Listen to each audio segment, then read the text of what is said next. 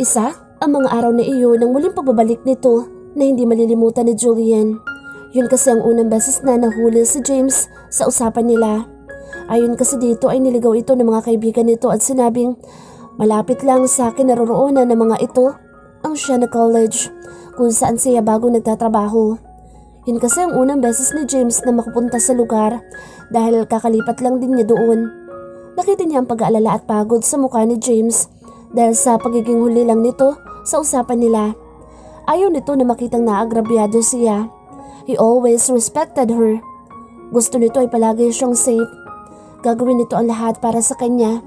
And she loved him so much because of that. Alam ni Julian na magiging worth it kung ipaglalaban niya si James. Great love.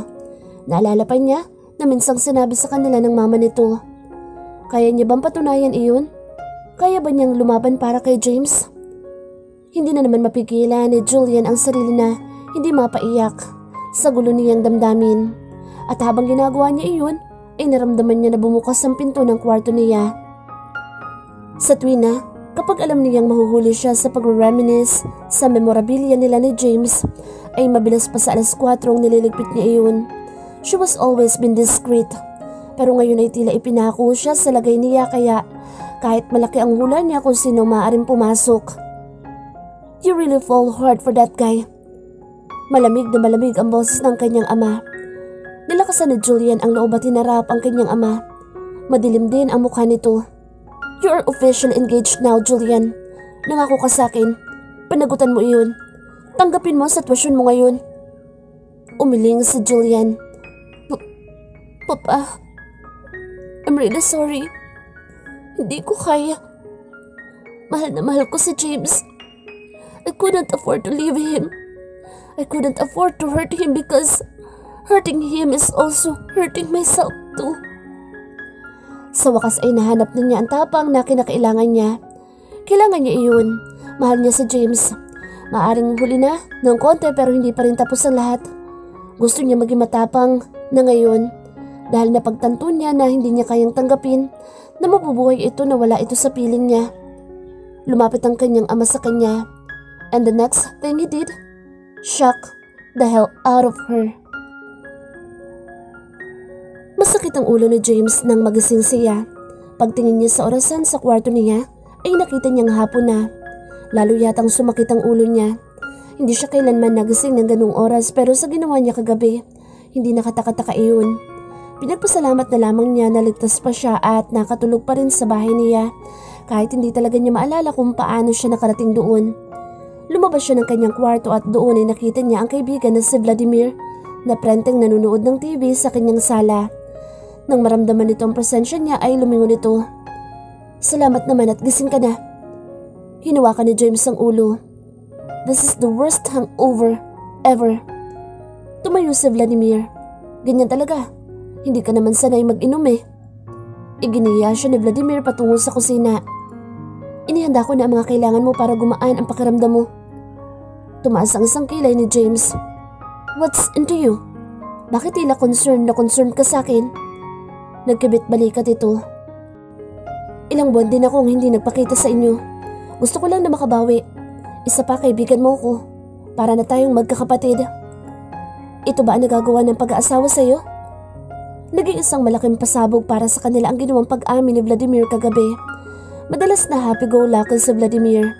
May hawig ang ugali nito kay Ethan na siyang pinaka-playboy at malaro sa grupo nila. Pero ngayon ay nakita niyang tila seryosong-seryoso ito. Ngumisi ito. Sabihin na natin na ginawang mature ako noon. That hard, huh? Tumawa ito. Hindi madali ang pinagdaanan ko nitong mga nakaraan, James. Mahirap tanggapin na ipinagkasundo ako ng mga magulang ko sa iba. Nagpakasal sa isang babaeng wala naman akong nararamdaman. Sandaling natigilan si James sa sinabi nito. Was it hard? I mean, you getting to be arranged marriage? As hell. You wouldn't dream about it lalo na at... Pumuntong hininga ito. Unti-unti ko naman na natatanggap iyon. Huwag na natin pag-usapan. Gusto kong malaman ang tungkol doon. Ganoon ang magiging lagay ni Julian. Ayokong malaman na naghihirap siya. Sa kabila ng pagsisinungaling at pagkawala ng tiwala ng nobya kay James, Gusto niya pa rin ang makabubuti para rito. Ayaw niyang isipin na maghihirap at masasaktan nito. Ngumiti si Vladimir. Isa sa mga dahilan kung bakit ako nandito. Gusto kitang makausap ng masinsinan tungkol dyan. Pero bago iyon, gusto ko muna na maging malinaw ang isip at maging maayos ang lagay mo. Kumain ka muna at pagkatapos ay maligo. Sinunod niya ang sinabi ni Vladimir. Pagkatapos niyang magawa iyon ay pumunta muli sila sa sala para mag-usap. Unang beses kong makitang nasaktan ka ng ganoon, James. Hindi ko nagustuhan iyon. Pero hindi ko rin magugustuhan kung hahayaan mo na lang na maging ganoon ang sitwasyon. You deserve to be happy. Mumuntong hininga siya. She chooses her own path. Itinago niya ang lahat sa akin. Ni hindi man lang niya ako pinagkatiwalaan para ipaglaban siya. Lubos na ikinasama ng loob ni James iyon. Naiintindihan ko si Julian. Pero sa tingin ko ay pinili lang niya ang maaaring makabubuti sa pamilya niya. Ganoon din ang nangyari sa akin. Hindi ko man ginusto ito pero dahil sa pagmamahal ko sa pamilya ko, naging selfless ako. Napalunok si James. May punto si Vladimir. Kung makabubuti para kay Esmeralda na magpakasal siya sa isang taong hindi niya mahal, gagawin din siguro niya. Malaki ang pagmamahal niya rito. Ganoon din si Julian sa pamilya nito. Ang tanging pagkakamali lang nito ay sinunod lang nito ang gusto ng mga magulang nito para rito. Tiniis nito ang sakit para sa mga ito. Like Vladimir, she became selfless too. Pero hindi ibig sabihin na tama ang ginawa ko. Ang ginawa namin, lalo na sa lagay niyo na mayroon din na masasaktan. Naging mahina si Julian para ipaglaban ka. Pero babae siya. Most girls were weak. Ikaw ang lalaki. Malakas ka. At kung mahal mo talaga siya at naniniwala ka na ganoon din siya sa'yo, gagawin mo ang tama. Ipaglalaban mo siya sa kabila ng lahat. Matagal na hindi nag-react si James sa sinabi ng kaibigan. Ipaglaban. Sa una pa lang naman ay kaya niyang gawin iyon. Alam niyang mahirap lalo na at pinagsabihan pa siya ng kanyang ina tungkol sa komplikadong relasyon at magiging risk noon. Pero mahal niya si Julian. Ayaw niya maging mahina para rito kagaya na lamang ng nangyari sa mama niya at sa unang pag-ibig nito. Gusto niyang maging masaya at hindi magsisi sa huli, kagaya ng ina nang hindi na ipaglaban ang pag-ibig nito. Gusto niya magkaroon ng partner habang buhay at tanging kay Julian lang niya nagugunita ang hinaharap niya. Akmang magsasalita na muli si James nang pinigilan naman siya ng sunod-sunod na doorbell sa unit niya. Inuna niya muna iyon bago sagutin si Vladimir. Pagkabukas niya ng pinto ay isang hindi inaasahang bisita ang nakita niya. Julian! Agad na yumakap at nagsumiksik sa dibdib ni James ang nobya. Umiiyak ito. Nang tingnan niya ito ay napansin niyang namumula ang isang bahagi ng mukha nito. Napatiimbagang siya nang maisip kung bakit ganoon. Someone slapped her.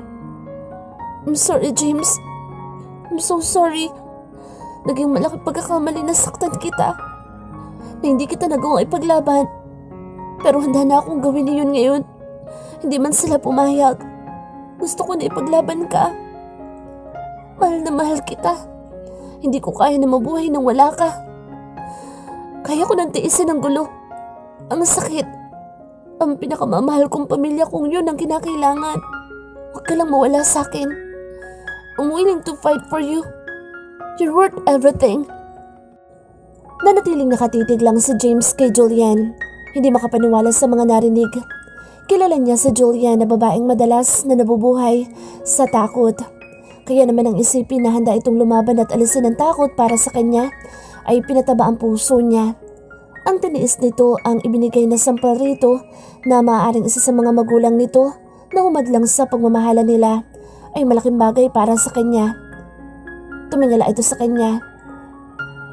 Mahal mo pa rin naman ako, di ba, James? Sasamahan mo ako sa pakikipaglaban ko, di ba? Puno ng pag-asa na sabi nito sa kanya. Hinalikan niya ang noo nito. You don't have to worry about it, mi amor.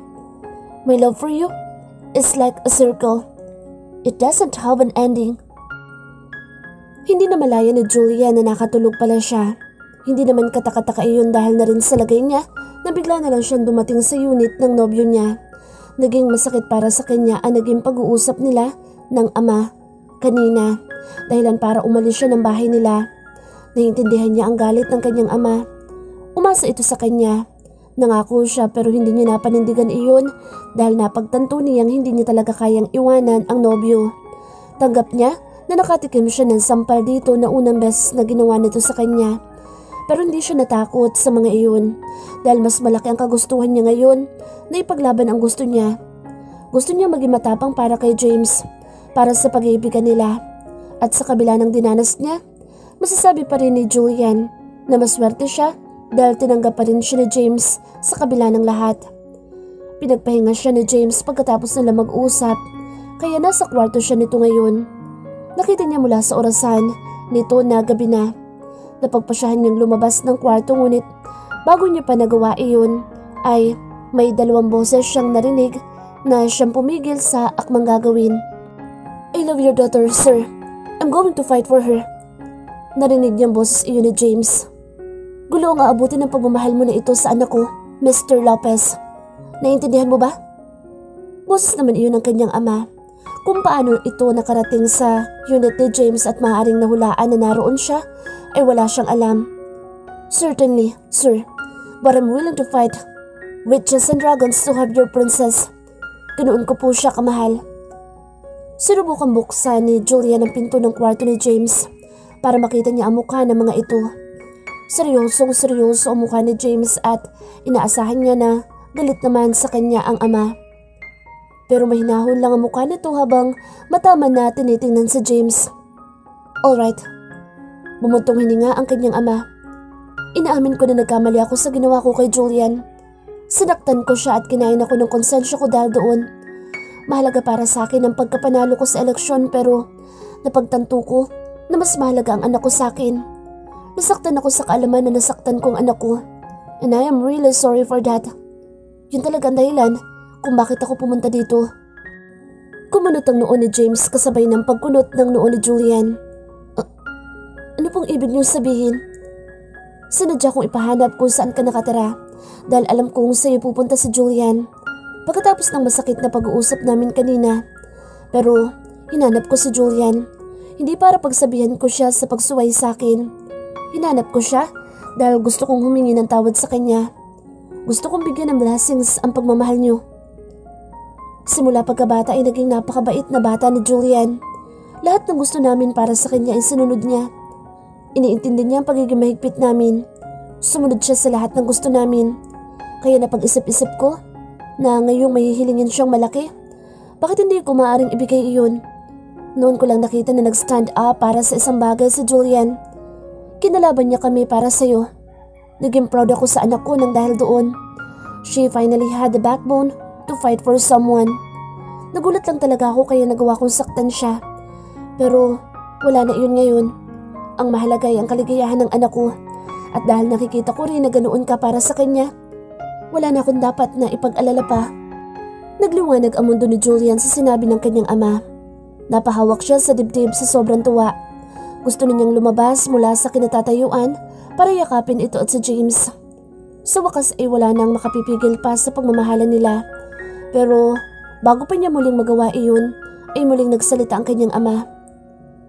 Pero hindi ibig sabihin nito ay masasabi kong maayos na ang lahat para sa inyo ni Julian. Naging opisyal na ang pagkakasundo sa kanilang dalawa ni Alfred. Hindi ko alam kung matatanggap na lang basta-basta nito na ganito ang nangyari. Alfred seems so interested with her. Isama pa na malamang ay naibalita na rin nito sa mga kaibigan nito ang mangyayari. Magiging malaking kahihiyan para dito at sa pamilya nito kapag umatras si Julian. I understand, sir. And I'm going to take actions with that. Ang mahalaga sa ngayon ay ang natanggap niyo ang tungkol sa amin dalawa. Wika naman agad ni James. So much for being a responsible guy. Naisip-isip ni Julian. Palagi na lang ganoon si James at nakakaramdam siya na unfair na palaging ito na lang ang nag-e-effort para sa kanila samantalang siya ang gumawa ng gulo. Pumayag siya. Salip na aminin niya ang tunay na nararamdaman bago pa man maging opisyal ang lahat, ay pinili niya na itago iyon at tanggapin na lang na hindi sila ni James para sa isa't isa. Huli na ang lahat at maaaring gumawa iyon ng malaking damage. Kasalanan niya iyon at hindi dapat si James ang gumawa ng actions para maayos iyon. It was time to do the right thing again. Lumabas si Julia ng kwarto sa gulat ng dalawa. Ngumiti siya. I've heard everything and everything's going to be alright. Dahil ako ang gumawa ng gulo at hindi inagapan iyon. Ako dapat ang umayos noon. Ako ang gagawa ng kilos. Kakausapin ko si Alfred. Magiging mahirap pero magiging worth it din iyon. It's time to be strong now. Malaki na siya. Hindi na lang siya ang Julia na gulong-gulo pang isip noon. Gagawin niya lahat para maayos ang gulo na ginawa niya. Para sa pagmamahala nila ni James. Nagpasalamat si Julian na mabilis siyang napagbigyan ni Alfred na makausap ito ng masinsinan. Kinabukasan ng tanghali ay nakipag-lunch date siya dito. Naisip nilang si Alfred muna ang kakausapin dahil ito naman ang pakakasalan niya. Kapag nakumbinsi nila ito ay ang pamilya naman ito dahil kasama din ang mga ito sa bargain. Ipinapanalangin na nga lamang ni Julia na sana ay maging madali lang iyon dahil kung sakali ay magiging madali din na kumbinsihin ang pamilya nito. Pumayag ang kanyang papa at si James sa gusto niyang gawin pero kahit ganoon ay hindi siya lubusang pinabayaan ng mga ito, lalo na ni James. Umayon man ito sa kagustuhan niya na siya ang umayos ng gulo na ginawa niya dahil sa kanyang pagpayag ay gusto nitong nakasuporta din sa kanya. Nasa isang table hindi kalayuan ito at pinapanood ang pag-uusap nila ni Alfred. Gusto nito iyon para daw kapag hindi niya nagawa ng ayos ang pangungumbinsi dito ay gagawa din ito ng kilos. He wanted to be her backup. I'm quite surprised. Namiss mo ba ako kaya isang araw pa lamang ang nakalilipas ay niyaya mo na ulit akong lumabas? Puno ng kumpiyansa sa sarili na wika ni Alfred. Ngingisi-ngisi pa ito. Tinignan niya ng mataman muli si Alfred. Hindi niya alam kung bakit ganoon ang nararamdaman niya pa rin dito. Tama ba talaga na maisip niyang may hawig ito kay James? Samantalang wala na siya sa lagay niya noong una niyang pagmasdan ng itsura nito. Malaki talaga ang hawig nito sa kanyang nobyo pero hindi niya maintindihan kung bakit. Alam niya na may kapatid si James bago inampon ni Dr. Esmeralda. Pero alam din niya na patay na iyon. Maaari bang mabuhay ang isang matagal ng patay? Baka kahawig lang talaga niya si James. Inalis ni Julia ng iniisip. Huminga siya ng malalim. Hindi, Alfred. This was a serious thing. Tumaas ang isang kilay nito. Kailangan ko bang mangamba para dyan? If you have strong feelings for me, you should. Gusto ko na mag-back out sa kasal natin. Diretsyong sabi ni Julian dito. Sandaling natigilan ito. Bahagyang nagdilim ang muka. Bigyan mo ako ng magandang paliwanag kung bakit. Kapag kuha na ay sabi nito, I love someone, Alfred. Hindi ko kaya magpakasal sa'yo na may minamahal na akong iba. Ayokong lukuhin ka kaya hanggat maaga pa ay ginagawa ko na ito. Tumiim naman ang bagang nito. Kinakabahan si Julian dahil ramdam niya na hindi nagustuhan ni Alfred ang paliwanag niya. Pero gusto niya mag-isip ng positibo. At paano ang tungkol sa kasunduan ng pamilya natin? Alam mo naman siguro ang dahilan ng pakikipagkasundo sa atin, di ba? It's for your family's sake, too. Pumayag ba sila?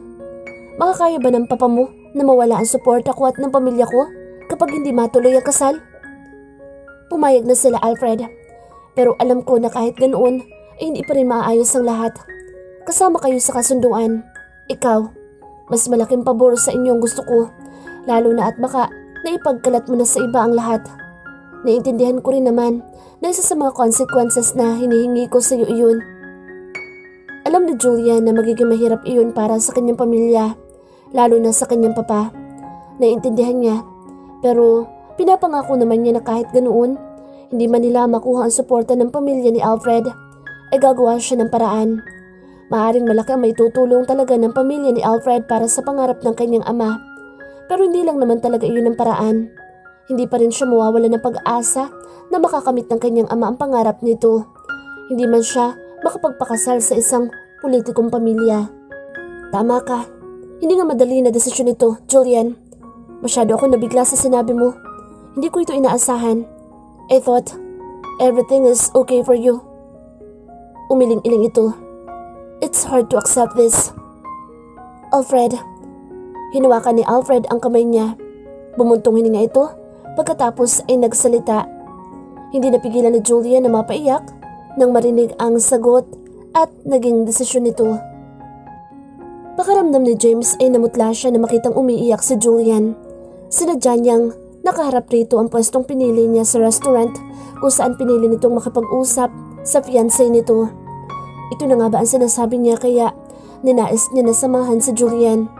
Kahit nasa malayo siya, maaaring masaktan nito at yun ang bagay na pinakaayaw niya mangyari. Umiling-iling pa si Julian habang patuloy sa pag-iyak dahil sa lalaking iyon. Hindi na niya makakaya ang lahat ng ito. May tama din naman si Julian na gusto nitong ito mismo ang mag-ayos ng gusot na ginawa nito. Gusto niya ipagmalaki ang kanyang nobya nang dahil doon. She have learned how to be strong now. Pero kahit ganoon, inborn na yata sa kanya pakiramdam na ayaw niyang may masaktan na kahit sino. Lalo na sa isang taong pinakamamahal pa niya. Tumayo si James. Hindi man siya sigurado sa itinatakbo ng usapan ng mga ito, ay alam niyang kailangan na niyang gumawa ng kilos. Kung umiiyak si Julian, ibig sabihin lang noon ay nasasaktan ito. Maaaring hindi natanggap na lalaking iyon ang gusto ng nobya. Back up siya nito, kaya kailangan niyang tulungan ito. Sa paglapit niya sa mga ito ay siyang pagtayo din naman ng lalaking pinagkasundo dito. Lalong naggitngit sa inis si James dahil nagkabungguan silang dalawa. Pero dahil sa nangyari ay saka naman niya nasilayan ang mukha ng lalaki. Kung kanina inamutla si James na makitang umiiyak si Julian, pakiramdam niya ngayon ay mas lumala pa iyon. Parang hinigop ang dugo sa buong katawan niya habang pinagmamasdan ang itsura nito. His eyes, his nose, his mouth, it looks like the same as him. Pakiramdam niya ay tumitingin siya sa pinaitim lang ng konting version niya. He felt like sinking when he realized why he has the same resemblance as this guy. Hindi kaya... John? Nalalaki ang mga mata niya habang sinasabi iyon. Kunti na lang din at mapapaiyak na siya. Maaari nga kayang ang lalaking ito ang nawawala niyang kapatid noon? Maaari. Hindi naman 100% na patay na siya, hindi ba? At hindi mo rin pinaimbestigahan ang tungkol sa pagkamatay niya kahit na may kaya na ang umampun sa iyo at afford na noon ang pag-iimbestiga. Kumunot ang noo ng lalaki.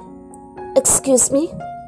Walang pasabing niyakap niya ito at sa pagkakataong iyon ay nanginig naman siya sa naramdaman. It felt something unusual. Ano nga ba ang tawag sa mga ganoon? Lukso ng dugo. Ganoon man ay naramdaman din niya ang pagkatigil ng lalaki. Siguro ay naramdaman din ito ang nangyari sa kanya. James, ano nangyayari? Pinuto ni Julian ang moment nila. Mangiyak-ngiyak si James nang tumingin siya sa nobya. I think he was my lost brother. You lead me back to him, Julian. Nakabakasyon ngayon ang mama ni James sa Pilipinas at ngayong araw ay nag-iya itong mamasyal sa Tagaytay. Dahil abala si James ngayong araw ay si Julian ang sumama sa matanda. Isang buwan na rin ang nakalilipas simula nang magkaayos sila at ngayon ay masasabi ni Julian na napakaayos na ng lahat sa buhay niya. Lalong-lalo na sa relasyon nila ni James. Hindi kagaya ng iniisip ni James, ay naging madali para sa kanya na maintindihan siya ni Alfred. Sinabi nito na mahirap para rito na tanggapin ang pag-ayaw niya pero hindi rin naman daw nito gustong ipagpilitan ang sarili nito dito. Nang dahil doon ay napaiyak siya sa sobrang tuwa. Hindi niya inaasahan na magiging ganoon kadali ang pamimilit niya kay Alfred. Pero kung mahirapan man siya sa pangungumbinsi dito, sa tingin naman niya ay hindi rin magtatagal iyon pagkatapos ng isang malaking revelasyon tungkol dito at kay James. Kaya pala ganoon na lang ang pagtataka niya sa sarili na nakikita niya si James dito. Kaya pala magkamukha ang mga ito. It was because he was James' long-lost brother. Ilang taon din akong umasa noon na magkikita tayo. Hanggang sa dumating sa akin na balita tungkol sa batang na biktima ng sindikato na inakala ko na ikaw. Kasing edad mo lang din siya at may malaki siyang balat sa likod. Ngunit isang pagkakamali lang ang lahat. Pagkukwento ni James kay Alfred na pinaniwalaan naman ang nadiskubre at sinasabi ni James. Nakumpirma lalo ni James na si Alfred nga ang nawawalang kapatid nito nang tingnan nito ang likod nito at mayroong malaking balat nga doon.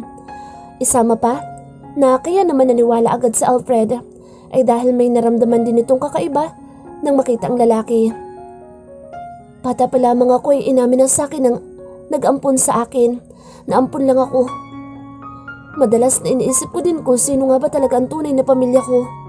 Buhay pa ba sila? Kung may kapatid ba ako? Kung may pag-asa ba ako na makikita ko silang muli? Pero namuhay ako na iniisip na imposible na iyon. Napakabata ko pa na mawala ako at hindi ko nga daw masabi ang tunay na pangalan ko. Hindi ko alam kung ano nangyari kung bakit bigla ka na lang nawala sa evacuation center noon. Pinilit kitang hinanap. Nagsumbong ako sa pulis pero dahil siguro bata pa ako ay hindi nila ako ganoong inasikaso. Isama pa na mahina din ang kapangyarihan nila, sister. Naintindihan ko din na hindi lang ako ang inaasikaso nila kaya naging mahina at hindi matagumpay ang paghahanap. Sumuko ako sa iyo, John. Nangampunin ako ni Dr. Esmeralda. At kahit alam kong kaya niyang i-afford ang lahat ng pag-iimbestiga tungkol sa'yo, ay hindi ko ninais pa na gawin. Napakasakit na mga nangyari at ayaw ko nang balikan ng mga iyon. Gusto ko na lang na kalimutan ng lahat. Pero talagang malaro ang tadhana. Pinagtagpong muli tayo. Ngumiti si Alfred. Hindi ko din inaasahan pero naniniwala ako na maaring ikaw nga ang nawawalang parte ng pagkatao ko. There is something unusual happened to me when you hug me. Napaka mapaglaro ng tadhana.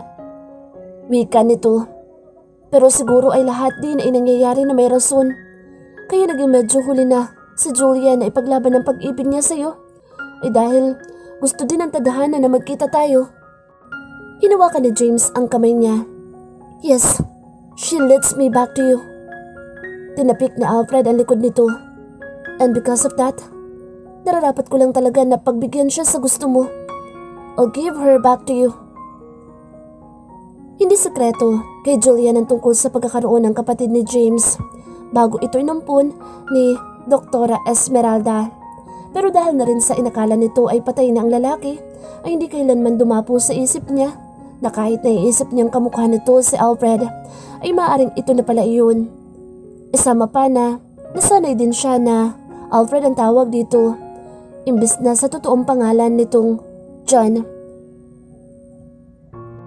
Naging mapaglaro ang tadhana sa kanila, pero ipinagpapasalamat ni Julian na sa mabuting paraan naman ang mga iyon. Naging maayos din ang pagsasama nina James at John. Natanggap agad ng mga ito ang isa't isa at agad din namang natanggap ng kani-kanilang nag-ampon sa dalawa ang hindi inaasahan na pagkikita. At nang dahil doon ay mas lalong naging kakampi nila si Alfred tungkol sa pag-ayaw niya sa engagement nila. Hindi naman nagtagal ay nakumbinsi din nila ang pamilya nito sa kanyang pag-ayaw. Si Alfred ang lubos na nagpaliwanag na rin sa mga ito, kaya naging madali lang iyon. Sinabi din ito na sa kabila ng nangyari ay maasahan pa rin ng mga ito ang suporta sa darating na eleksyon.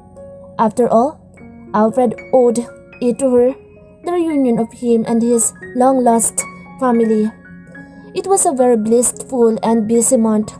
Maraming nagbago sa buhay nila, pero lahat ay para sa ikagaganda noon. Pati ang relasyon nila ni Alfred ay naging maayos din dahil kay James. Wala nang hard feelings dahil sa pag-back out niya. Naging malapit pa nga sila sa isa't isa nito. Naging magkaibigan ng turing sa isa't isa. At sa katunayan nga, noon ay kasama rin nila ito ni Mama Esmeralda sa pamamasyal sa Tagaytay. Naaaliw ng husto si Mama Esmeralda sa Tagaytay, kaya naman gabi na nang makaalis sila doon. Pero hindi pa rin papipigil ang mama ni James sa paggala. Dahil nang makababa naman sila, ay nagyaya naman ito sa Nuvali sa Santa Rosa upang doon mamasyal. Pinagbigyan naman nila ito ni Alfred. Nang nasa Nuvali ay si Alfred ang nagpresenta na magtulak ng wheelchair ng matanda. Maraming tao sa lugar dahil na rin siguro ay Sabado. Isama pa na may nakita silang event yata na magaganap doon. May sounds, tila may banda at iba't ibang ilaw kasi marami din na tao ang pumapalibot sa mismong area. Ano kayang meron? Nagtatakang wika ni Julian. Napansin niya na tila naging mapaglaro at kakaiba ang ngiti ng dalawang kasama niya. Puntahan natin para malaman natin. Sabay-sabay silang nagpuntang tatlo sa event na kahit tila nagsisiksika ng mga tao ay binigyan pa rin sila ng daan para makapunta doon. Nang makita kung ano ang tila kaguluhan, ay may isang pamilyar na kanta at tinig siyang narinig. It was James' voice and he was singing their favorite song. Yun ang paborito nilang kanta dahil ang kantang iyon ay nagpapahiwatig tungkol sa isang long-distance relationship na siyang klase ng relasyon nila ni James. Sa tuwina, kapag magka-Skype sila ng nobyo ay kinakanta nito iyon sa kanya. Magkabilang mundo ni Jerry Lim. Hindi maintindihan ni Julian ang kanyang nararamdaman. Tumingin siya sa paligid at nanlaki ang mga mata niya nang makitang naroroon din ang pamilya niya. Nakangiti ang mga ito sa kanya. Julian felt so overwhelmed. Yun ba ang pinagkakaabalahan ni James kaya hindi ito nakasama?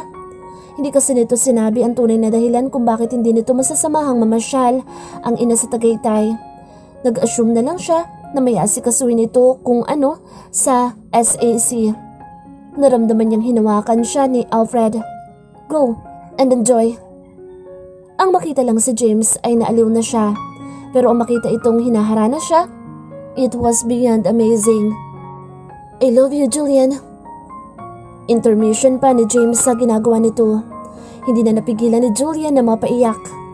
Isang malaking sorpresa para sa kanya ang ginawa ni James. Nang matapos si James ay nagpalakpakan ng lahat ng mga tao.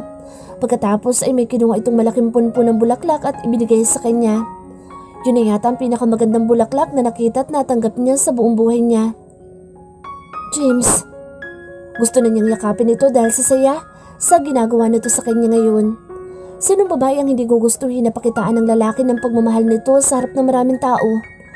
Isama pa na sa lagay ng relasyon nila dati, pakaramdam niya ay naging sobrang malaya na sila ngayon para doon. And it was a very nice feeling. Pagkatapos ibigay sa kanya ang bulaklak, ay lumayo din ito sa kanya.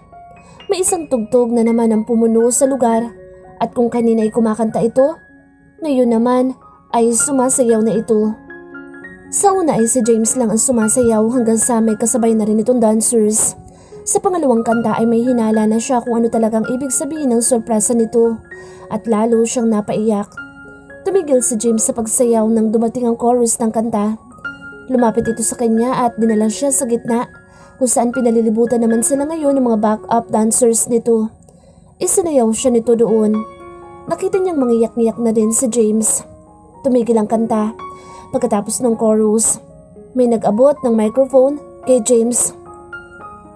To my very special girl, to my best friend, angel and everything, you have taught me so much. I am the man now because of you. Tila kinakabahan pang wika ni James. I would like to thank God.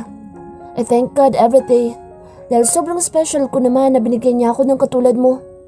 I would like to spend the rest of eternity with you.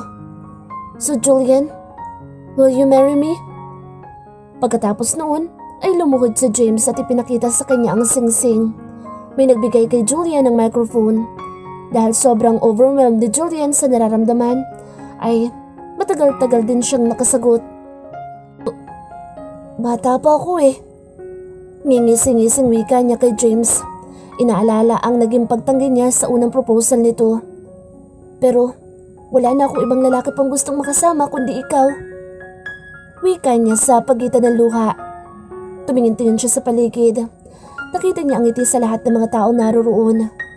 Ang pag-asa sa magandang sagot niya sa tanong nito ngayon. Tumingin siya kay James. Nakita niya ang sincerity at hope din sa mga mata nito. And with those who couldn't just say no. Lalo na at maayos na ang lahat sa pagitan nila. I have one question. Kapag one ay wika ni Julian, did I bring out the best in you? You don't have to ask that. You know it is. Nakangiting wika ni James. Ngumiti din siya. And yes. Tumayo si James mula sa pagkakaluhod at niyakap siya. Niyakap din niya ito. She said yes. Sigaw ni James at punong-puno ng saya ang boses nito. At ganun din ang puso ni Julian ngayon. I love you so much, James. I could only see forever in you. You're the light in my life. Best boyfriend ever. My Spanish boyfriend. Pinindot ni James ang ilong niya. Your Spanish fiancé now. Si. Ngingiti-ngiting sabi niya, saka nagsumiksik sa yakap nito. Halos wala na siyang mahihiling pa ngayon. She always knew that James was the man for her. Masaya siya na ipaglaban ito at dahil doon, inaanin niya ang naging magandang consequences ng pagiging matapang niya. Nakuha niya ang pagmamahal ni James at ang kanyang kalayaan na akala niya hindi niya makukuha noon. Pero ganoon nga siguro ang pag-ibig. Minsan ay kailangan mong gawin ang ikinatatakot mong bagay dahil yun mismo ang makapagpapalaya sa iyo. After all, you have to fight through some bad situations and days to earn the best days of your life. This day is one of those best and she knew that the upcoming days would be so. Dahil sa piling ni James, doon niya may paluluwanag kung ano talaga ang salitang forever.